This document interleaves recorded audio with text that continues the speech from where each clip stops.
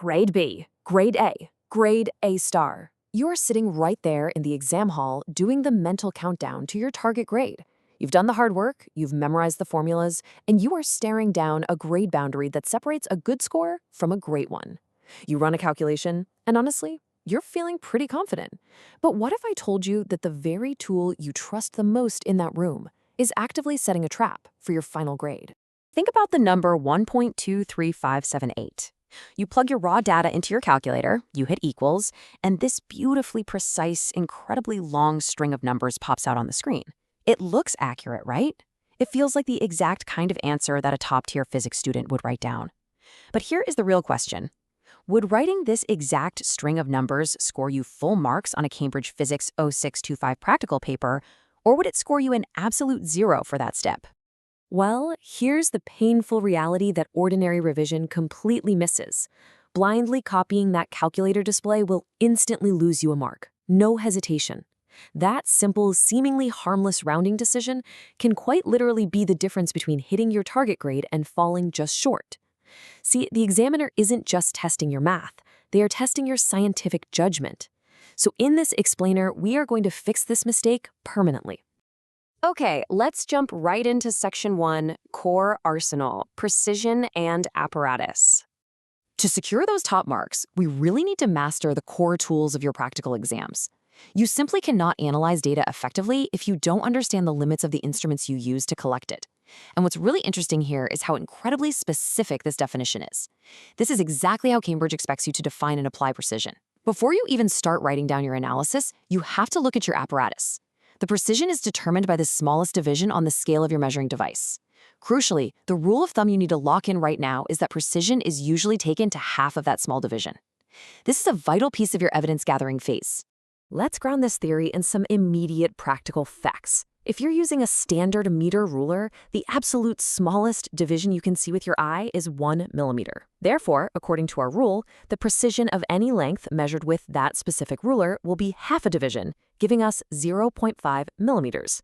It's the exact same logic for a thermometer. If the scale has 1 degree Celsius intervals, well, the precision of your temperature reading is 0.5 degrees Celsius. Whenever you list your apparatus in a practical design question, you've got to keep these exact numbers in your head. And this brilliantly illustrates why context is everything.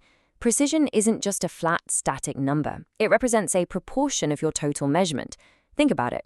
If you measure a massive 1 meter length, that's 1,000 millimeters. An uncertainty of 0.5 millimeters means your precision is an incredibly tiny proportion. It's 1 part in 2,000. That is a highly precise measurement. But now, consider a tiny 1 centimeter measurement.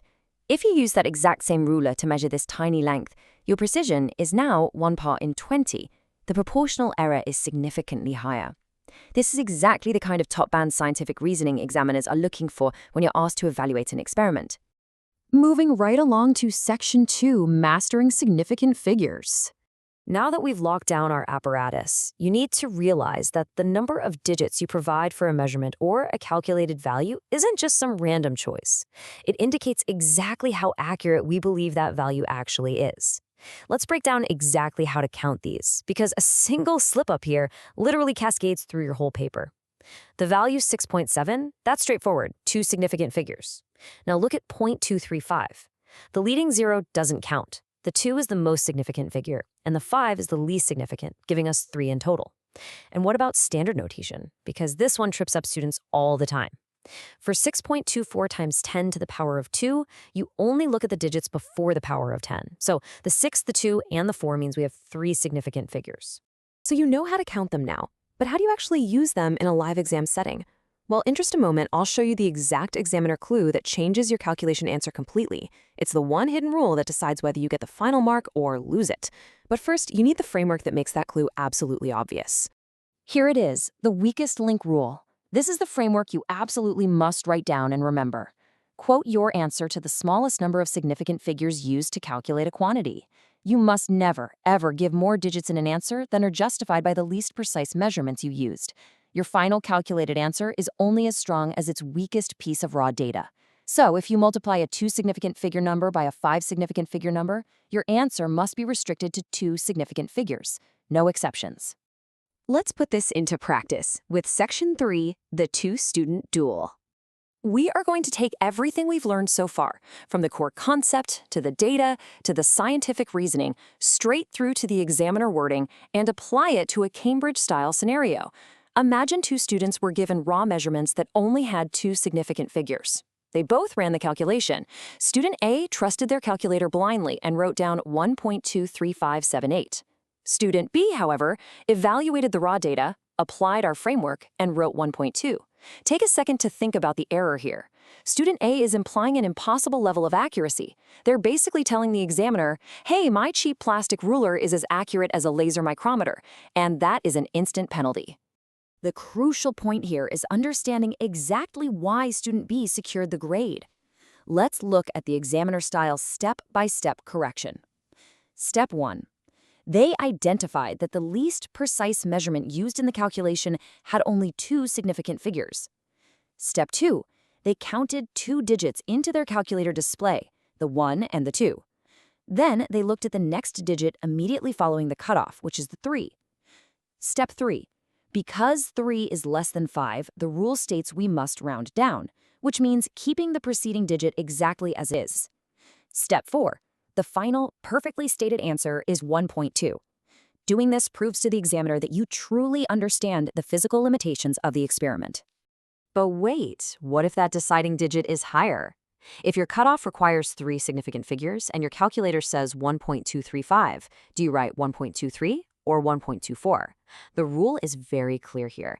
If the following digit is 5 or above, you must round up. That 5 forces the 3 to become a 4. So the correct answer you write down is 1.24. Getting this escalation rule backwards is, for sure, one of the most common ways students drop marks right at the finish line of a multi-step calculation. All right, bringing us to Section 4, Final Checkpoint and Sources of Error. We've completely fixed the rounding and the significant figures, but why do we actually need these strict, uncompromising rules for data in the first place? Why does Cambridge care so much about half a millimeter or a single decimal place? Well, it all comes down to a core truth of physics. Every single measurement you take is merely an attempt to find a true value. No practical's ever perfect. Every result is subject to errors that arise from two main sources. First, there are the physical limitations of the apparatus itself, which we discussed earlier with the meter ruler. And second, there are errors from the experimental procedure, how you actually conduct the physical test. Acknowledging these limitations isn't a sign of weakness in your experiment. It is the absolute hallmark of top-band scientific reasoning. And this brings us to a massive, unresolved problem. You now know exactly how to extract perfect numbers from your raw data. You can absolutely conquer the math. But perfect math cannot save a fundamentally broken experiment. What if the underlying experimental method you use to get those numbers in the first place is deeply flawed? If you want to survive the hardest practical questions, you need to know how examiners spot flawed methods. Watching our explainer on the Physics 0625 Top-Band Evaluation Framework is your mandatory next step to bridge that gap. Subscribe to our YouTube channel, Ace the Exams, at acetheexams_IGCSE to excel in your Cambridge examinations. Master the framework, and I'll see you in the next explainer.